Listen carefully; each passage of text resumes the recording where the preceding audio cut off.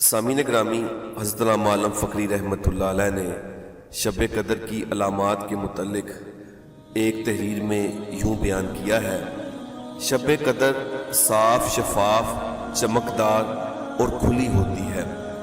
اس رات میں نہ زیادہ گرمی ہوتی ہے اور نہ زیادہ سردی، بلکہ یہ رات موسم بہار کی راتوں کی مانند ہوتی ہے، معتدل اور خوشگوار فضا ہوتی ہے۔ رات کے پچھلے پہر تو بے حد کیف و سرور ہوتا ہے۔ آسمان کی طرف دیکھنے سے نور زمین کی طرف آتا ہوا معلوم ہوتا ہے۔ نیز یہ بھی علامت ہے کہ شب قدر کے بعد والی صبح کو سورج میں تیزی نہیں ہوتی۔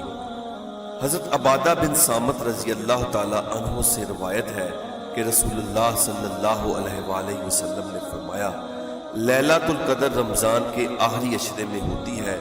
جو اس عشرے میں ثواب کی نیت سے کھڑا ہوتا ہے، اللہ تعالیٰ اس کے اگلے پچھلے سارے گناہ معاف فرما دیتا ہے۔ یہ طاق راتوں میں ہوتی ہے، یعنی 21ویں، 23ویں، 25ویں، 27ویں اور 29ویں۔ اور رسول اللہ صلی اللہ علیہ وآلہ وسلم نے فرمایا کہ اس رات کی علامتوں میں سے یہ ہے کہ وہ چمکدار، کھلی ہوتی ہے، صاف و شفاف، گویا کہ اس میں چاند واضح ہوتا ہے، معتدل ہوتی ہے، نہ سرد نہ گرم۔ اس رات میں صبح تک آسمان کے ستارے شیاطین کو نہیں مارے جاتے، اور اس کی نشانیوں میں سے یہ بھی ہے کہ اس کے بعد کی صبح کو آفتاب شعاؤں کی تیزی کے بغیر طلوع ہوتا ہے، اور اس طرح ہوتا ہے کہ جیسے 14ویں کا چاند۔ شیطان کے لیے روا نہیں ہے کہ اس دن کے سورج کے ساتھ نکلے۔ حضرت علامہ عالم فقری رحمۃ اللہ علیہ نے فرمایا: اس رات رحمت خداوندی کا دنیا والوں پر اتنا نزول ہوتا ہے کہ بیان سے باہر ہے، اور اسی رات میں اہل ایمان کا دل عبادت کرنے کی طرف مائل ہوتا ہے۔ ان کی طبیعت قدرتی طور پر عبادت کی طرف کچھ زیادہ ہی راغب ہوتی ہے۔ بعض بزرگوں نے رمضان کی 27ویں شب میں سمندر کا پانی چکھا تو میٹھا معلوم ہوا۔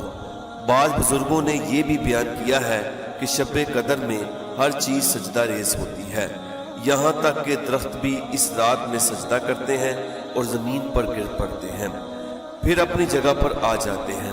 مگر عام لوگوں کی نسبت اہل نظر کو شب قدر کا زیادہ مشاہدہ ہوتا ہے۔ دراصل اس رات کا مزہ اور سرور الفاظ میں کیسے بیان کیا جا سکتا ہے، کیونکہ جو بات انسان کے ذاتی تجربے اور مشاہدے میں آتی ہے وہ الفاظ میں بیان نہیں کی جا سکتی۔ اس رات کو عشاء اور فجر کی نماز باجماعت ادا کرنی چاہیے، کیونکہ نماز باجماعت ادا کرنے کا جو ثواب ہے وہ شب بیداری سے زیادہ ہے۔ اس لیے پہلے نماز، بعد میں شب بیداری کا مقام ہے، اور اسی پر عمل کرنا بہتر ہے۔ عارفین اور اولیاء اللہ کو اللہ کی رحمت سے یہ رات معلوم ہو جاتی ہے، کیونکہ اس رات کو وہ اپنی باطنی نگاہ سے عرش معلیٰ سے ایک قسم کے نور کا ظہور دیکھتے ہیں، جو آسمان اور دنیا والوں پر ظاہر ہوتا ہے، جو عام راتوں میں نہیں ہوتا، صرف شب قدر میں نظر آتا ہے۔ اللہ کی اس رحمت کے ظہور سے انہیں شب قدر کا علم ہو جاتا ہے۔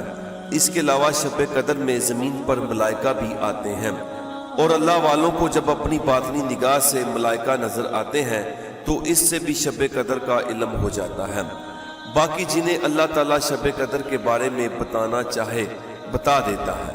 اصل بات تو یہ ہے کہ جو اللہ کا بن گیا اللہ اس کا بن جاتا ہے، اور ان کی ہر رات ہی مثل شب قدر ہو جاتی ہے۔ جن لوگوں نے شب قدر دیکھی ہے ان کا کہنا ہے کہ ایک خاص قسم کی روشنی ظاہر ہوتی ہے، لیکن اس کا ظہور صرف ان لوگوں پر واضح ہوتا ہے جن پر اللہ ظاہر کرنا چاہے، ورنہ ساتھ ساتھ بیٹھے ہوئے دو انسانوں میں سے ایک اس رات کا جلوہ پا جاتا ہے اور دوسرا محروم رہ جاتا ہے، اور وہ جلوہ نہیں دیکھ پاتا۔ شب قدر تلاش کرنے کا خاص طریقہ اعتکاف ہے، یعنی رمضان کے آخری عشرے میں کسی مسجد میں اللہ کو یاد کرنے کی غرض سے بیٹھ جائے۔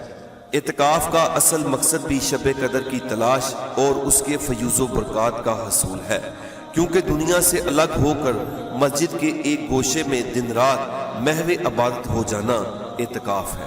اعتکاف کی راتوں میں لا محالہ شب قدر آئے گی، اس لیے اعتکاف میں شب بیداری بہت ضروری ہے، کیونکہ اللہ کے حضور میں رات کے وقت بیدار ہو کر ذکر و فکر میں مشغول رہنے والا غفلت کی نیند سونے والے سے ہر حال میں بہتر ہے۔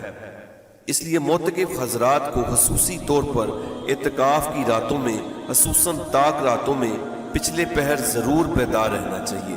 کیا معلوم اللہ کی رحمت کا جلوہ کب ہو جائے۔ امام مالک رحمت اللہ علیہ نے فرمایا کہ شب قدر کو آخری 10 راتوں میں خصوصیت کے ساتھ تلاش کرو۔ صرف 27ویں شب رمضان میں شب قدر کو سمجھ لینا اور اس کے علاوہ دیگر آخری عشرہ یا طاق راتوں میں عبادت نہ کرنا سراسر اپنے آپ کو برکات رمضان سے محروم رکھنے والی بات ہے۔ اس لیے حضرت علامہ عالم فقری رحمت اللہ علیہ نے فرمایا ہمیں چاہیے کہ آخری عشرے کی راتوں میں شب بیدار ہو کر شب قدر کو تلاش کریں تاکہ ہم اس رات کی عنایات کو حاصل کر سکیں۔